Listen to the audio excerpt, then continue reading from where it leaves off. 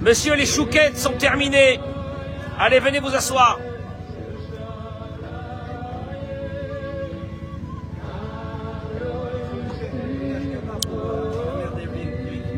Tout de suite.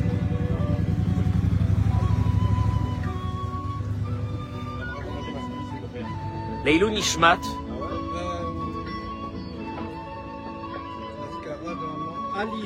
Alice, Aïcha. Chaya, Bat Miriam, Shehayom Pekudat Shenata, Ruach Adonai Tenechena Began Eden, Im Shar Kon Nefashot Ben Yisrael HaShochbot Ima, Bichlal HaRachamim VaSelichot V'chen Yiratzon V'nomar Amen, Nafshat Serura, Litzror HaChaim. Que ce cours de Torah sera dédié, Leilou Nishmata, toutes les paroles de Torah pour l'élévation de son âme. Boker Tov, merci messieurs. Mike, tu peux m'arrêter la musique, Toda Rabba. Messieurs, ce petit déjeuner qui ne veut pas terminer, veuillez vous asseoir, on est bien, mais veuillez vous asseoir. Ce petit déjeuner là, et vous avez fait Birkat Amazon. Bon, alors, on est dans les temps, il est 9h08, on accueille nos amis sur les réseaux sociaux en leur demandant de publier ce cours. C'est un cours de Hémet, un cours de vérité.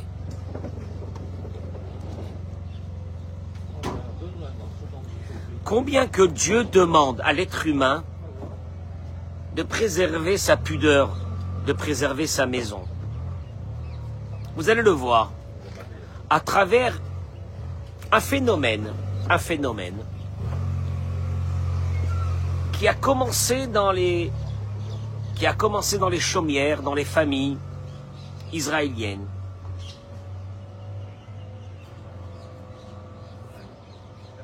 Une pseudo-célébrité de filmer tout ce qu'il y a dans les maisons. Aujourd'hui, on suit des familles dans leur maison. Ah oui. Alors, ça a commencé dans les réseaux sociaux. Ça s'est propagé chez les Israéliens. Ça s'est propagé dans les familles religieuses. Et aujourd'hui, on est dans les familles françaises qui ont toujours eu une classe et une pudeur. Ça s'est propagé. Olivier. Pas ce matin, Olivier, c'est jeudi matin, je suis fatigué, viens t'asseoir. Donnez-lui une chaise. Où tu vas te mettre? Oui, je vais me mettre derrière. Où tu vas te mettre? Viens, Olivier, viens. T'as un joli short. Olivier, il vient en short. En t-shirt. Oh, Hachem, il est détente. Viens, Olivier. Une belle paire de baskets. C'est un adolescent. Éternel. En même temps, il a que 18 ans. On ne peut pas lui en vouloir. Enfin, c'est presque l'âge de ses petits-enfants, 18 ans, hein, mais... Parce que je vais dire ce matin, écoutez-moi bien, avec tout l'amour du monde que je peux avoir pour tout le monde. Vous savez bien combien j'aime chaque être humain. Vous le savez. Vous savez combien j'aime chacun, combien je ne fais pas attention aux choses, combien je regarde que les bons côtés des choses, combien que je suis positive, et combien, Baruch Haba, Rav Dov. Ça fait peur. Ce que je vais dire ce matin, Béhémet, hein, celle et celui qui aura compris, il aura compris ce que je veux dire.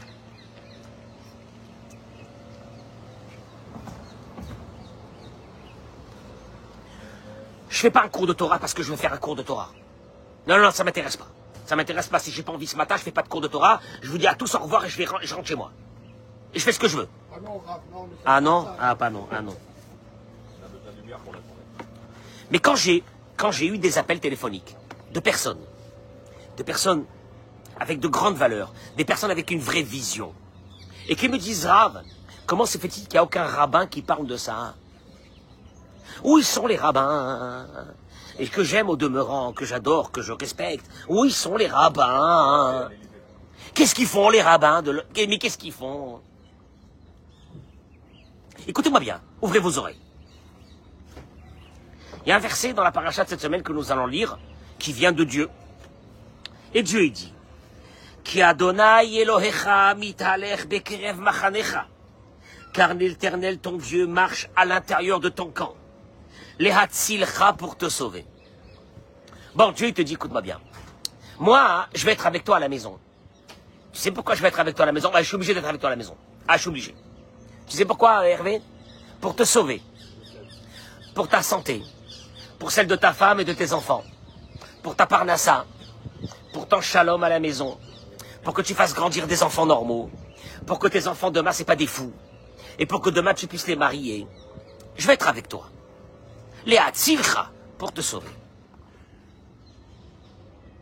Vehaya machanecha kadosh. Par contre, je demande une chose. Ton camp sera saint. Ta maison doit être sainte. Velo yira'e bicha erva davar. Faut pas que Dieu voit, il faut que ta maison soit sainte. Il faut pas que Dieu voit dans ta maison erva davar. Erva davar, c'est une chose qui est proche de la débauche. Veshav me acharecha. Parce que si je vois ça, je me détourne de toi et je m'en vais. C'est une folie. C'est une folie, Eric. Si je vois que ta maison, elle est sainte, je serai dans ta maison, les hatzilcha, pour te sauver. Mais si je vois dans ta maison, ervad davar, toute forme de débauche, veshav me acharecha, je m'en vais. Maintenant, Simon, quand je dis je m'en vais, ça veut dire que toute la protection que je t'ai promis, elle sera pas là. C'est Nora. Sur ça, écoutez-moi bien. Partagez ce cours, je vais me faire des ennemis ce matin. On voit pas le cours, hein? Mais si. Sur Dora Géoula. Le cours, il est sur Dora Géoula, Georges.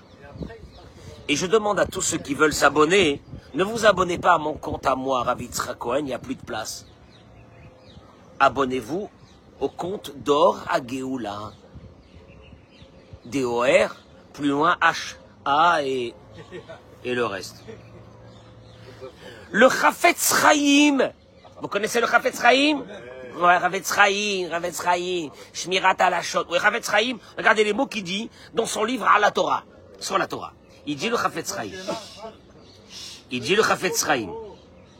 Bekach she'anish akadosh baruch hu et ele she'ena mitnahagim betzniut. Besilo kashgacha mehem. Dieu, la punition, entre guillemets, qu'il fait à quelqu'un que dans sa maison il y a de la débauche, c'est qu'il enlève hashgachato mehem. Il enlève sa protection de cette maison. Aouvda, il dit le Chafetz Chaim. Non mais, il dit une chose énorme, le Chafetz Chaim, il dit. Aouvda, il dit, il y a un fait accompli. Shelo matzanu onesh kaze bish'ar hamidot. On n'a pas trouvé une punition pareille sur d'autres choses. Il n'a jamais été dit, si vous mangez chez vous à la maison, après le kidouche de vendredi soir du boudin, je quitterai votre maison. Elle va marquer ça. Si à la maison chez vous, Shabbat matin, Simon, attends 2 secondes, tu vas voir. Si vous mangez chez vous à la maison Shabbat matin, du Justin Bridou, je m'en vais de votre maison. Si vous mangez, comment on appelle ça, le jambon d'Aost. Chasvé Shalom, tous ceux qui ont fait Teshuvah ne dites pas que c'est bon. Ouais, vous avez raison, c'est bon, mais Hachem, il a dit non. Ok, je m'en vais de chez vous. C'est pas marqué ça. Il dit le Chafetz Chaim. Si ça a été marqué que dans une maison où il n'y a plus de pudeur, je m'en vais de chez vous, je vous laisse à votre destin. Mais la médette, ça apprend. Ki meshubachat midazo yoter mikulan. Que ce trait de caractère, il a la plus grande force. Vekol mishi yeshbo tsiniut, yeshbo hakol. Et dans une maison où il y a de la pudeur, il y a toutes les protections. Allez, vas-y. Maintenant, tu peux rentrer à la maison, tu dis à ta femme, écoute-moi bien. On a besoin de protection. J'ai besoin de parnassa. J'ai besoin de tout. Je t'en supplie. Je veux, dans cette maison, de la kedusha, de la sainteté. Dans Maaseh les Melech, c'est un très grand rave. En 1940, il a écrit des traductions sur le Chafetz Chaim lui-même. Et il dit le Maaseh les Melech. Il dit, Ki ba'avonotenu harabim, malheureusement aujourd'hui, lakinu bedorenu me'od bemidazo. On a perdu une grande partie de cette valeur. L'ozo bilvad, pas seulement qu'on ne fait pas attention à la pudeur, et la chenifretza chomatat tsiniut les gamré. On a brisé la barrière de la tsiniut, de la pudeur. Apritza chatsufa pashta bechol atar ve'atar. Elle se trouve partout. Ve'en mitbayesh. Il dit le Maaseh les Melech. Il n'y a personne qui a honte. Bnei Adam mitalchim bechutzot kirya. Les gens marchent dans la rue. Arumi midaat umesimim atzmam kebehema. Nus. Et ils sont arrivés au stade de l'animal. La différence entre nous et l'animal, c'est les habits. Bismanim kaele kedai disko. Il dit, dans ces moments, de faire attention.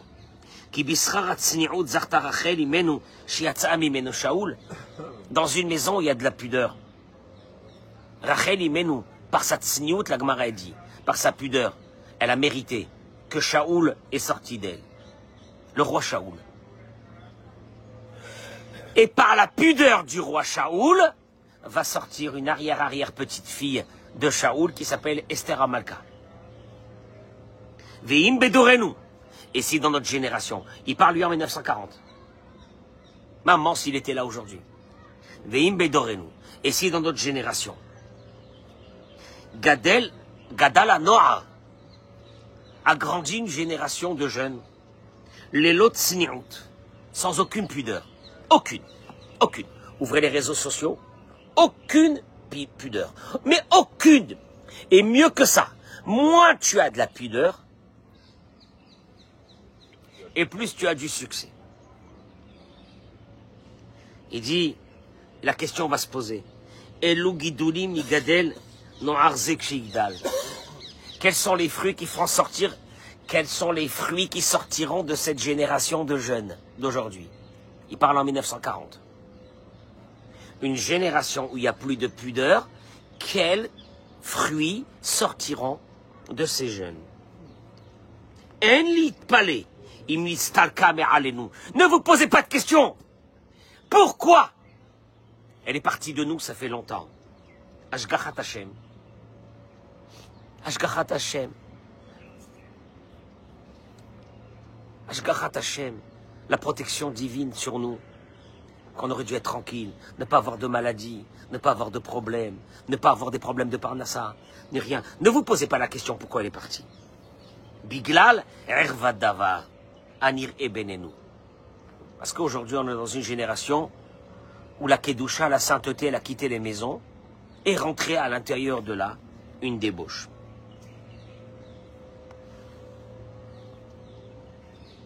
Le Chafetz Chaim, il termine et il dit la chose suivante.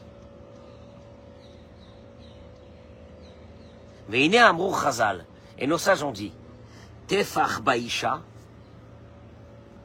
Tefach. Tefach, c'est une toute petite mesure de chair, de peau, d'une femme qui doit être cachée. Ou bichra la erva, c'est les mots du Chafetz Chaim. Ça fait partie de la débauche. Vekehayom, il dit c'est les mots de la Gemara dans Masechet Brachot. Ouais, je vais plus dans les mariages. Ouais, je vais plus dans les choupotes. Ça sert à rien. quand je vois des décolletés qui n'ont plus rien à voir avec un habit. Mais qu'ayom ba'avonotenu. Et aujourd'hui, Rabim nitparetz adavar meod meod. C'est devenu normal. Vayetzer hara mefater lenashim lalechet pour rosh velilech bizruot migulot. Et qu'aujourd'hui, le Yetzer hara, il a fait qu'il a choisi la chose la plus importante. La débauche. Moi, je vais vous parler d'une chose. Vous allez le voir tout de suite. Le Rav, il dit ici une chose. Que toute femme doit avoir le émet. Le émet, ça veut dire une logique normale. Toute femme. Parce que toute femme qui devrait avoir le émet, Todé, elle avouera. Elle ne voudrait pas que son mari à elle, istakel al nashim acherot. La chose qui peut faire péter un câble à une femme, normale, hein, c'est que son mari regarde une autre femme. C'est normal, c'est une femme normale, hein, c'est une femme normale. Une femme normale, dans son ADN, elle est jalouse. Dans son ADN, elle ne supportera pas qu'un homme regarde, son mari regarde une autre femme. Imken, il dit, alors je comprends pas. Haïm zeigioni, est-ce que c'est normal? Que elle qui veut pas que son mari regarde d'autres femmes, elle marche dans la rue, ou elle va à un mariage, ou elle va à une soirée, une catastrophe. Haïm zehagoun, est-ce que c'est normal? Chez Mitzad Echad, chez Baala, comment c'est possible que d'un côté, elle veut pas que son mari regarde d'autres, mais elle va causer que les maris des autres la regardent. Leichan, il te dit, où est partie la mitzvah de Ahavta l'eracha kamocha? Tu aimeras ton prochain comme toi-même. Que il dit, tout ce qui est haï pour toi, ne le fais pas ton ami. Bono shel haolam. Nashim rabot. Holchot bitsniut ta'anot shem adam tov. Beaucoup de femmes qui vont sans aucune pudeur disent, mais moi je suis quelqu'un de bien. Elles ont raison, hein. Elles ont raison, c'est pas des femmes mauvaises. Elles ont raison. Je respecte tout le monde, je dis rien. Zotaout Nora, c'est une erreur énorme. Qui a tsniut, milivachi tsatriouv klape shemaya. À part, il te dit, à part que vis-à-vis de Dieu, c'est une catastrophe. Tu sais pourquoi? Dieu dit dans cette maison, il n'y a pas la pudeur. Dans cette maison, il n'y a pas une intimité, il n'y a pas une pudeur. Je reste pas là. Maintenant, quand Dieu dit je reste pas là, il faut s'attendre à tout dans cette maison. Il n'y a plus rien. Il te dit à part ça, de causer aux hommes d'avoir envie de toi, c'est les mots du Rav. Il y aurait cette étape là, elle va détruire sa maison.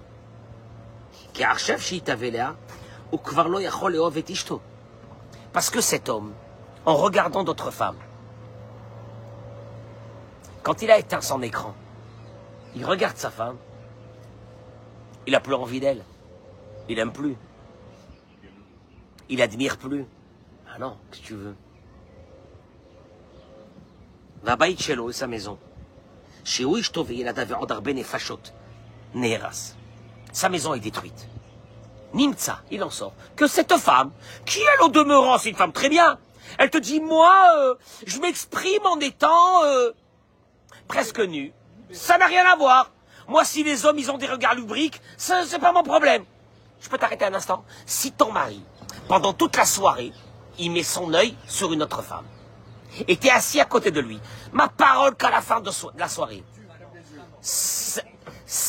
à la fin de la soirée, ses jours sont comptés. Alors, j'ai pas compris. Alors, je vais te dire une chose, Simon.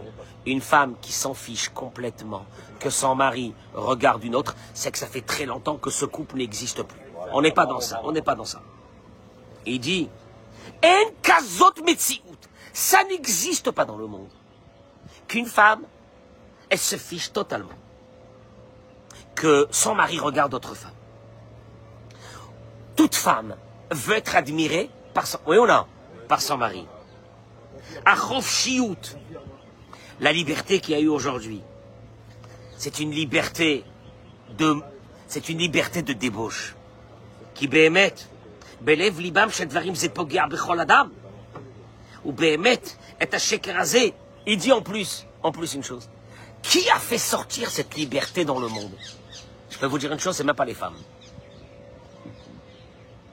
Les hommes, la mode, les influenceurs, les hommes ont développé ce concept qu'une femme, pour avoir du succès, elle doit tout montrer. Et la reine, bah, tu veux que je te dise une chose? En fin de compte, on a dit la liberté féminine. Qu'est-ce qu'elle a apporté, la liberté féminine? Qu'une femme, avant une femme, c'était une dame. Une dame. Une dame. Maintenant, non. Une femme aujourd'hui, excuse-moi, quand je vois aujourd'hui les divorcés qui traînent ici, à Natania, les divorcés, je parle des femmes, hein. Écoute-moi bien, chasse à l'homme. C'est horrible. Chasse à l'homme. Mais, Hervé, chasse sur tout ce qui bouge. Et ça va dans les réseaux sociaux pour essayer avec ça. Écoute-moi bien. Je peux dire à ces femmes, vous êtes devenues quoi avec la liberté? Vous étiez des dames. Des dames. Il y a 30-40 ans, les femmes, c'était des dames. Non. Écoute-moi bien.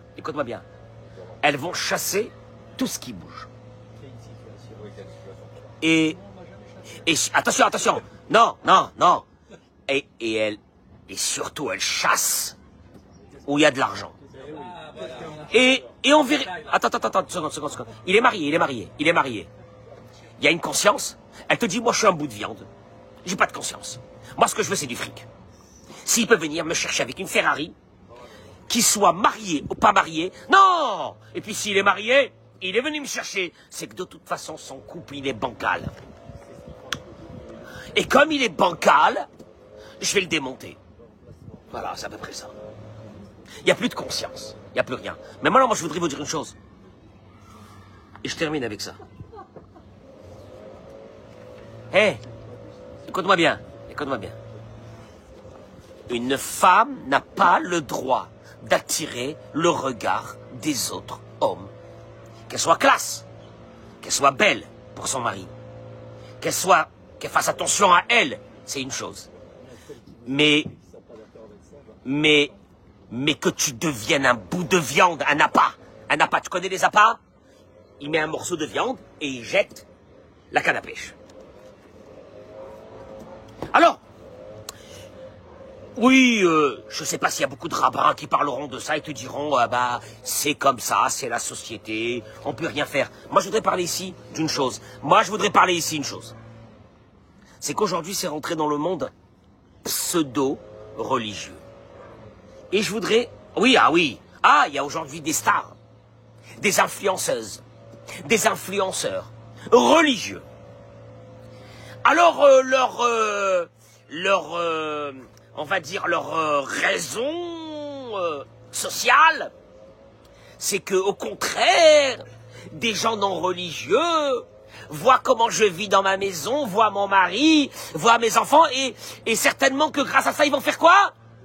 Teshuva, mon œil. Où c'est marqué dans la Torah? Non, parce que toi, tu as maintenant un nouveau concept. Moi, je veux te dire une chose. Kol hakavod. Peut-être que ton idée, elle est très bonne. 2 minutes. On peut aller demander à Dieu qu'est-ce qu'il pense de ça? De faire rentrer dans ta maison des millions de pédophiles qui vont voir tes enfants. Des personnes pervers qui vont te regarder à toi. Alors maintenant, c'est quoi, Mike, je voudrais dire une chose. Si je dis à cette famille-là, je voudrais amener 2-3 bus de personnes, des pédophiles, des violeurs, ils veulent rentrer dans ta maison, qu'est-ce que tu fais? La Easter, chez Michumo. Qu'est-ce que ça veut dire, il va faire rentrer dans ma maison des gens comme ça? J'ai pas compris. Vous savez pas qu'est-ce que c'est les réseaux sociaux? C'est fait pour qui? C'est fait pour tous les pervers du monde. C'est fait pour la poubelle de ce monde. Et dans cette poubelle, il y a une petite jeune qui dit « J'ai du succès, il y a beaucoup de gens qui me like, il y a beaucoup de gens qui m'envoient des messages. » Des pédophiles, des pervers, tous regardent tes vidéos. D'abord, tu es suivi par eux. Maintenant, je voudrais, Bémet, Vous allez me dire, c'est un truc... Vous savez pas qu'est-ce qui est en train de se passer. J'ai reçu des appels de personnes qui m'ont dit, Rav, parlez de ça. C'est devenu une catastrophe. Toutes les jeunes femmes mariées veulent faire rentrer à la maison. Alors, ok. Vous voulez le faire, bravo. Vous voulez le faire pour faire des mitzvot. Pour faire des mitzvot. Ok, je vais te dire une chose. Samuel, il ramène... Les psychologues parlent de ça. Bah oui, aujourd'hui, il faut bien qu'on parle de ça. Les psychologues, ils disent, quand un couple, il devient une marque. Une marque. Il y a des couples, c'est des stars. Je les ai vus, hein, dans des mariages. Tout le monde est autour d'eux. C'est rien, c'est du numérique. C'est du numérique. Non, mais c'est rien, c'est du numérique. C'est du numérique. C'est rien. Mais regardez. Les psychologues, ils disent, ce couple-là, je commence par le couple, après j'arrive aux enfants. Ils ne sont pas seulement deux personnes qui vivent une relation, mais aussi un produit qu'ils vendent au regard des autres. C'est devenu un produit. Leur couple est devenu un produit. Attends, 2 secondes. Chaque geste, chaque sortie, ils vont au restaurant, ils vont en boîte... On m'a dit qu'il y en a qui vont en boîte de nuit, et ils pensent qu'avec ça, ils vont rendre des gens religieux. S'ils vont en boîte de nuit, contraire, tu vois que la religion, c'est beau. C'est le beau côté de la religion. Jamais dans la Torah, c'est marqué qu'il faut montrer le beau côté de la religion. Le rabbi dit, il faut montrer la Torah authentique. Jamais. Ça n'existe pas, les beaux côtés. Authentique. Authentique. Il n'y a pas une autre. C'est le rabbi qui le dit. Chaque sortie, elle est filmée. Chaque mot peut être pensé en fonction de comment ça va rendre en story ou en vidéo. Il n'y a plus rien de naturel. Ils vivent, tu les vois, ces couples, c'est une folie. Ils vivent en fonction des stories. Résultat, l'authenticité de ce couple disparaît. Authenticité, naturelle, il n'y a plus rien. Tout est filmé. Alors attention, avant que ça soit filmé, il te dit, pression permanente. L'image du couple parfait doit être entretenue. Parce qu'il paraît que c'est un couple parfait. Oh, il est mimi. Il est mimi. Regarde ce qu'elle lui a dit, comment il lui a répondu, il est mimi. T'as vu comment elle est mimi, elle? T'as vu comment elle est belle? Comment elle est habillée, elle est maquillée? Comment elle est belle? Quelle chance qu'il a ce mari d'avoir une femme pareille. Il te dit, le couple parfait doit être entretenu. Or, comme tout couple, il traverse forcément des désaccords, des crises, des fatigues.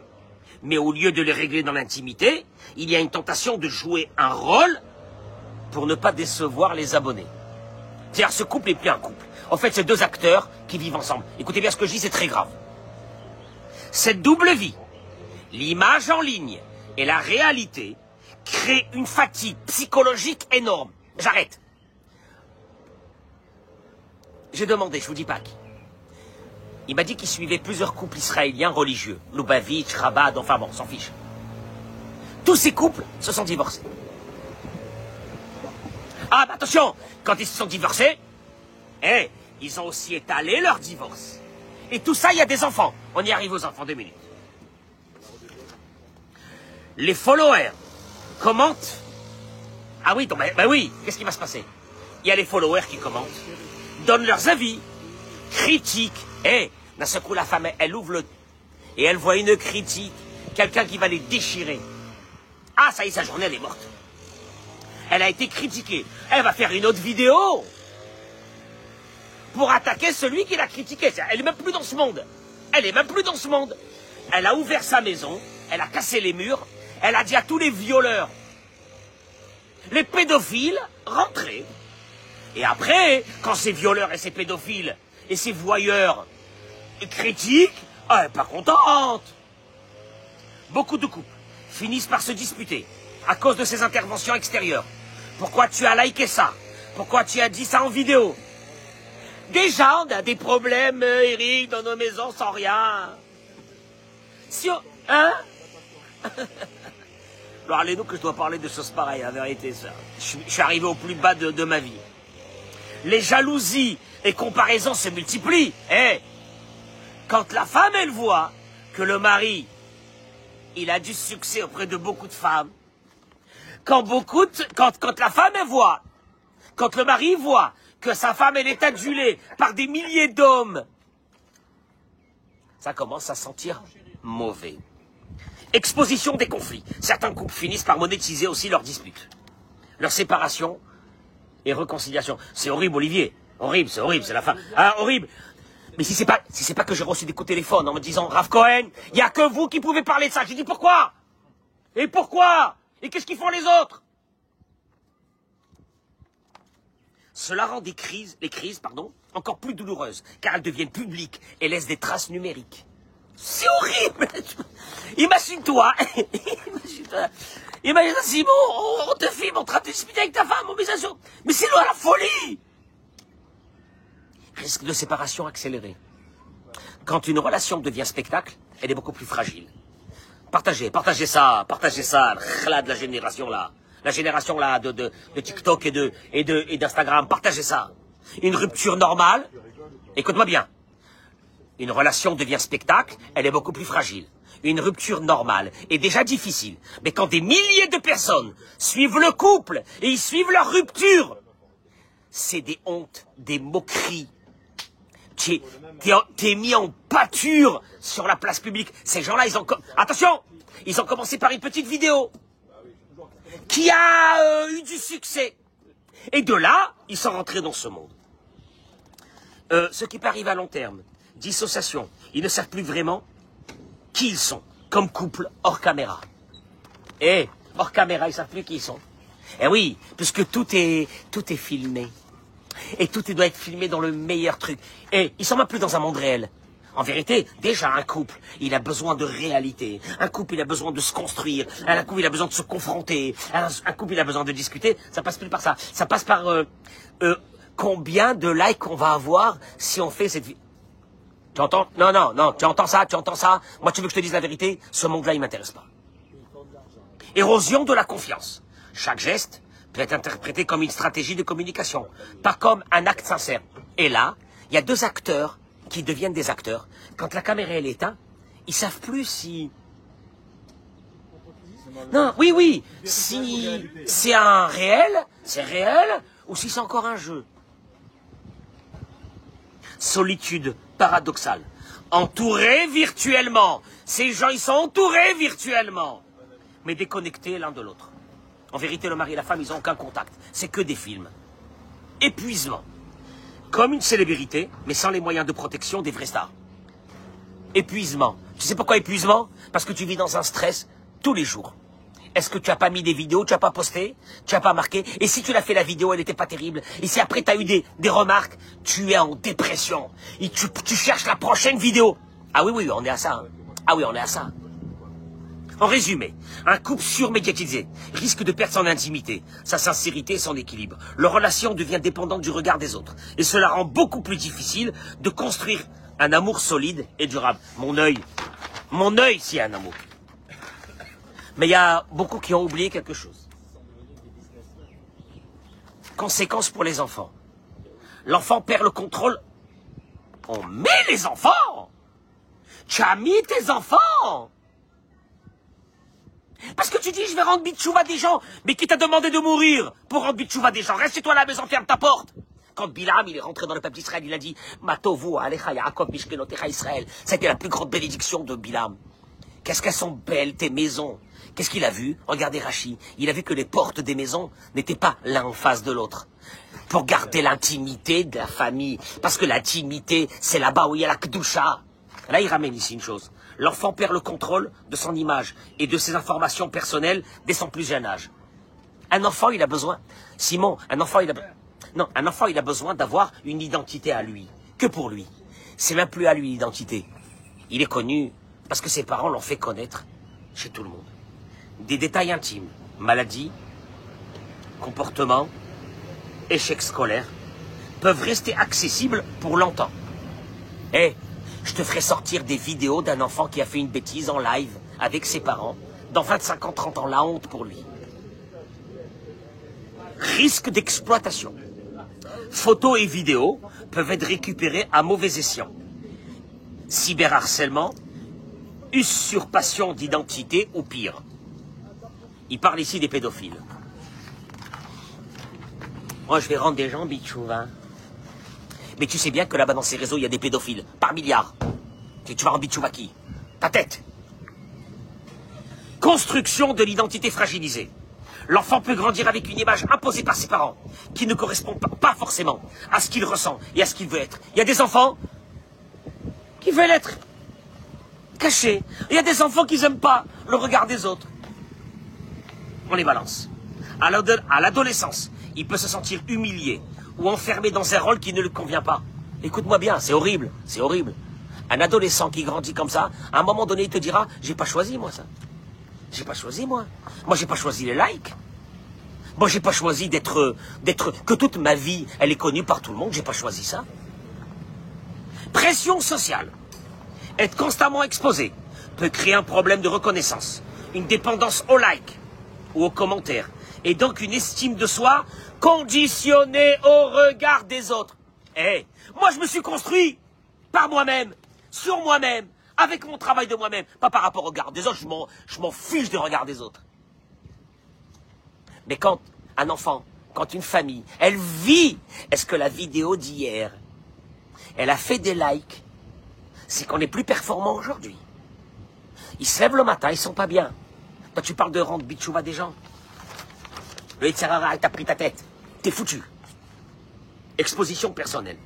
En cherchant à montrer leurs enfants, les parents exposent aussi leur mode de vie, leurs habitudes, parfois même leur sécurité, adresse identifiable, routine quotidienne. Imagine-toi que quelqu'un, imagine-toi que des pédophiles, des assassins, des monstres, ils sont là devant tes fenêtres et ils te regardent toute la journée. À un moment donné, tu te dis, il va se passer quelque chose. Non, il va se passer quelque chose. Conflits familiaux. Quand l'enfant grandit, il peut reprocher aux parents d'avoir diffusé des images ou des récits sans son consentement. Cela peut fragiliser la relation de confiance. Imagine-toi qu'un enfant, un jour plus tard, il te dit « Mais moi, j'ai pas choisi ça. Moi, j'ai pas choisi ça. » Qu'est-ce qui vous est arrivé chez vous dans la maison? Une maison, c'est un endroit fermé. Beti Miftsari. Une maison, c'est ma forteresse. C'est une forteresse. Comment tu fais ça? Tu fais rentrer tout le monde. Tu fais rentrer des voyous. Tu fais rentrer des bandits, des brigands, des pédophiles chez toi à la maison. Tu fais rentrer tout ça. Pas compris, j'ai pas compris. Qui tu rentres bitchouva? Rentre bitchouva. C'est comme ça que tu veux rendre bitchouva des gens? Les parents risquent de basculer dans une logique de mise en scène permanente. Montrer une famille parfaite, des vacances parfaites, des enfants parfaits. Cela crée un stress et un décalage avec la réalité. Bande de menteurs. Vous vous déchirez avec votre mari? Ou avec votre femme? Il y a des hurlements à la maison toute la journée avec les enfants. Et au moment de faire une vidéo, ils sont mimi. Hein? Oh, quelle belle famille. Conséquences psychologiques. Normalisation de l'exposition. L'enfant apprend que son intimité est un contenu partageable. Imagine-toi quelqu'un qui n'a pas d'intimité. Il pense dans sa vie qu'il faut tout partager. Donc il va rentrer à la synagogue, je sais pas, il peut enlever son pantalon. Il n'y a pas d'intimité, je veux dire, bon, hein? Pas d'intimité, il n'y a rien. Risque de cyberharcèlement. Des camarades ou inconnus peuvent utiliser ces publications pour se moquer ou harceler. C'est horrible. Impact sur la liberté future.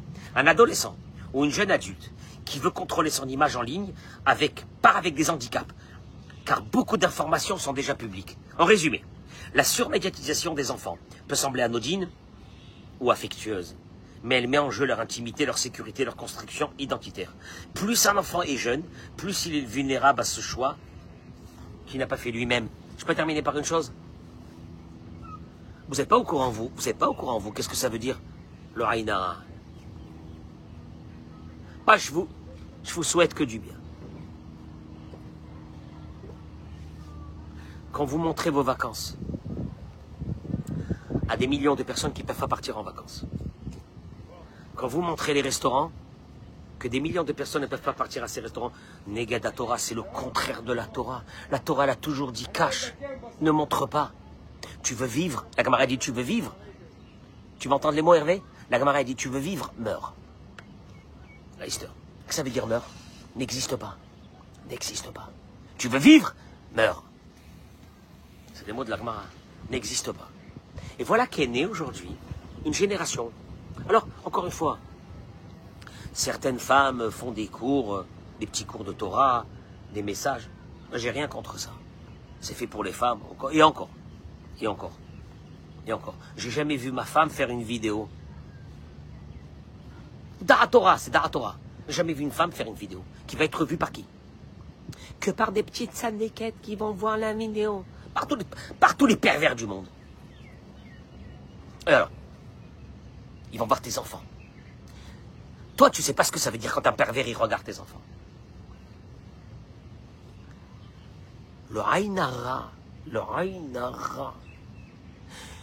Simon, tu sais ce qu'elle m'a dit une fois à ma fille? Elle m'a dit, celui qui veut tomber en dépression, qui passe 2 ou 3 heures par jour sur Instagram. Je sais pas ce que c'est. C'est pas moi qui gère ça. 2 ou 3 heures par jour. Et aujourd'hui, on appelle ça des... Ah ben c'est des rabbaniotes. D'abord, je connais même pas ce mot de rabbaniote. J'ai jamais connu dans le monde... Écoute-moi bien. Dans le monde religieux, c'est un nouveau terme, rabbaniote. J'ai jamais connu. J'ai jamais connu. Hervé, Eric. Écoute-moi bien. Écoute-moi bien. Écoute-moi bien. La femme du rabbi, elle a fait une vidéo. Elle faisait des courses sur Internet.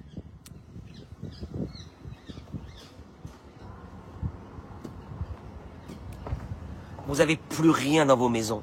Vous n'avez plus d'attention.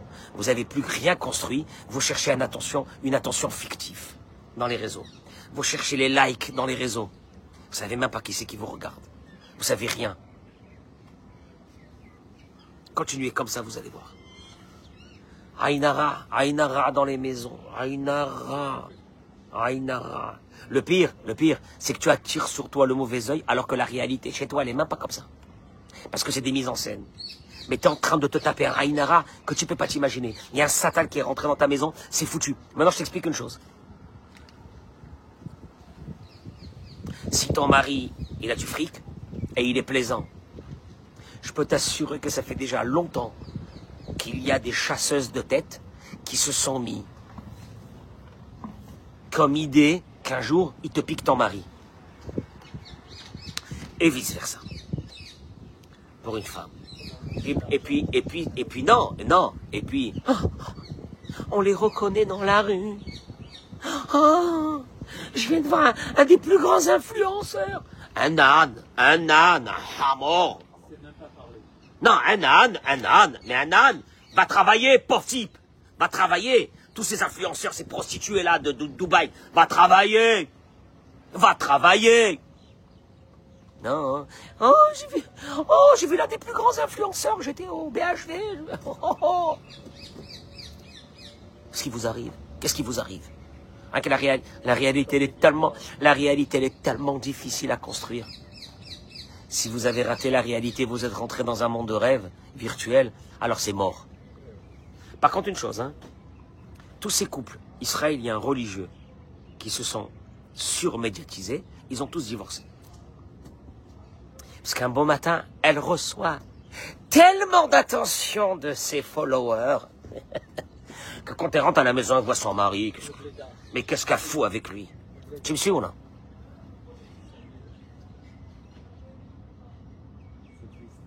Et après, on se dit, pourquoi dans cette maison, il n'y aura pas Dieu? Vera'a becha ervad davar. Toute forme de débauche. Dieu te dit, je ne serai pas dans cette maison. Allez, next. Elle est morte, la maison. Tu as mis tes enfants, tu t'es mis à toi. Avec sous couvert de rendre bitchouva. Dis-moi. Chabad, qui ont rendu des milliards de personnes bitchouva. Ils ont eu besoin de mettre leurs femmes et leurs enfants. Pendant 40 ans, le rabbi, il a eu besoin de mettre sa cuisine. Le rabbi, il a eu besoin de mettre ses restaurants. Le rabbi, il a eu besoin de mettre ses pseudo-afrachotralot juste pour faire du buzz. Non. Il a rendu combien de gens bitchouva? Des millions. Alors? Parce que ta vie, elle est tellement ennuyante. Mais tu sais quoi? Tu vas devenir accro à ça. Ton mari n'aura plus d'importance. Tes enfants n'auront plus d'importance. Ta femme, elle aura plus d'importance. Tu sais qu'est-ce qui aura d'importance? Les likes. Et l'argent qui va être généré. Pour la petite histoire, on a dépassé les 17 millions de vues. Je ne monétise rien. Pour l'instant, je n'ai pas monétisé. Rien. 17 millions de vues, rien monétisé. Mais moi, c'est... Encore une fois, qu'est-ce que je montre tous les matins? Ma tête, tu la vois pas. Ma tête, et je crie. Hey, je montre pas ma maison. Ah, j'aurais pu faire des petits avec ma femme. Comme ça, tout le monde serait rentré chez moi-même. Oh là là, ça aurait fait un buzz. Tout le monde serait rentré, mais allez vous faire voir ailleurs.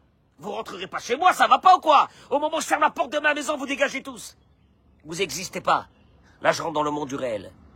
Je construis quelque chose de réel. Partagez-moi ce cours. Toda Rabba, je suis énervé ce matin.